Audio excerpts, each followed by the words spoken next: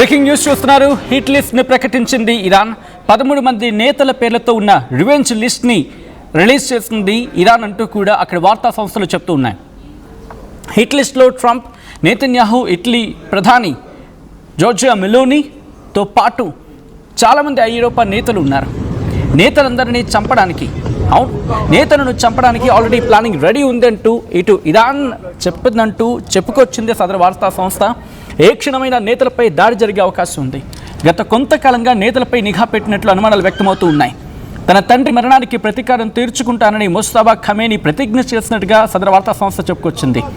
July 23న బయటకు రాబోతున్నట్లుగా Mustafa Khamenei సంబంధించి వార్త చక్కర్లు కొడుతుంది. తాను బయటకు వచ్చేలోపు తన తండ్రి చావుకు కారణమైన వాళ్ళు ఉండకూడదు అనుకుంటున్నట్లు ఖమేనీ ఉన్నాడనే వార్త ప్రస్తుతం తీవ్రమైన చర్చలో ఉంది.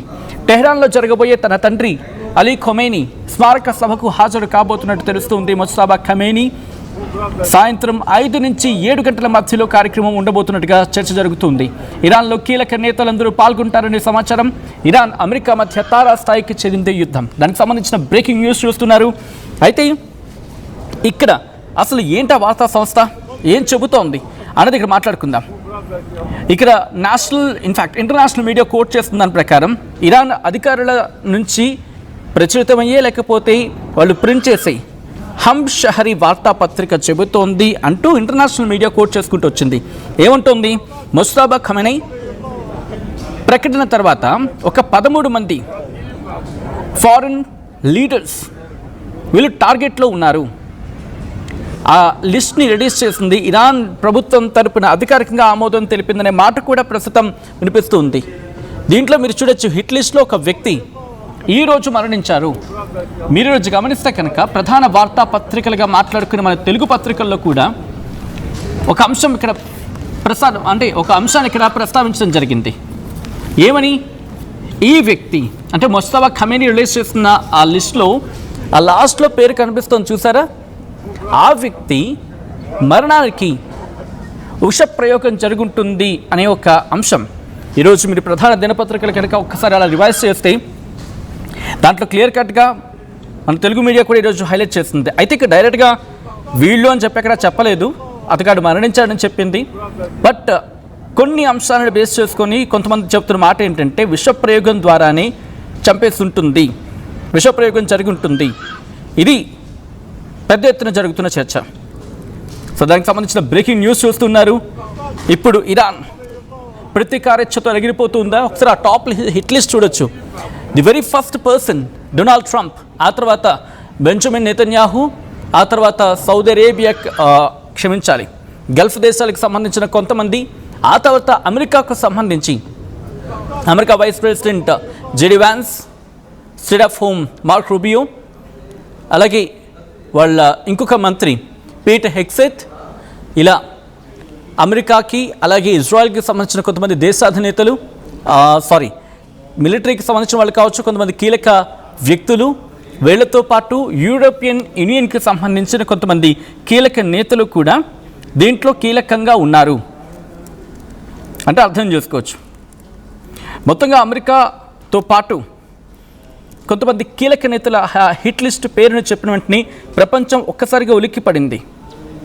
ఎందుకు ఉలిక్కిపడింది అంటే ఆ హిట్ లిస్ట్ రిలీజ్ చేసిన వాళ్ళలో కీలకమైన వాళ్ళు ఉన్నారు, కీలకమైన పేర్లు కూడా ఉన్నాయి. ఇది మామూలు మాట కాదు, ఇది ప్రపంచాన్ని ఉలిక్కిపడేలా చేసిన మాట. ఆ కీలకమైన వ్యక్తులకు సంబంధించి పేర్లను కూడా రిలీజ్ చేసిన సందర్భం ఒకరు కాదు, ఇద్దరు కాదు.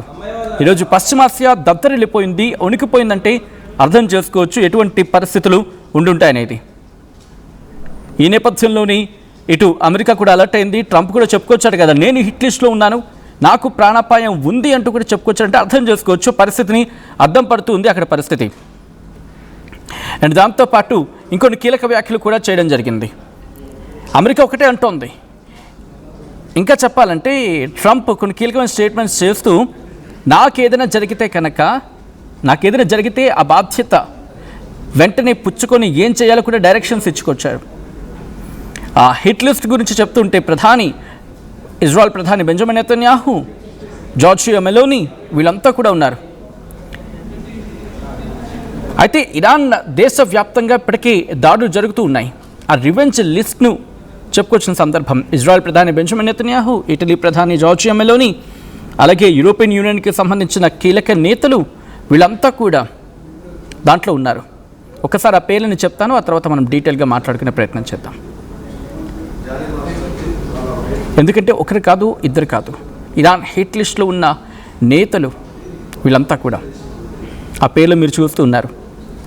సో ఇక్కడ అమెరికా ఇజ్రాయెల్ జరిపిన దాడుల్లో అయతుల్లా అలీ ఖమేనీ మరణించిన సందర్భంలో వాళ్ళ మరణానికి ప్రతీకారంగానే మేము దాడులు చేస్తూ ఉంటూ కూడా ముజ్తబా ఖమేనీ చెప్పుకొచ్చినట్టుగా ఇంటర్నేషనల్ మీడియా చెప్పుకొచ్చిన సందర్భం.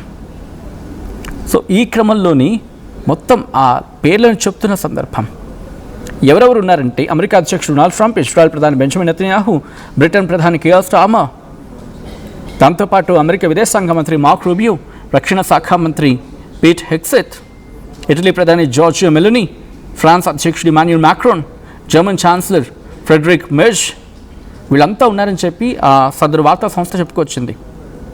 ఎందుకు ఇదంతా? ఇరాన్పై జరిగిన దాడులకు యూరప్ దేశాలు కూడా సమర్థించాయి. యూరప్ దేశాలు ఎక్కడ ఖండించలేదు.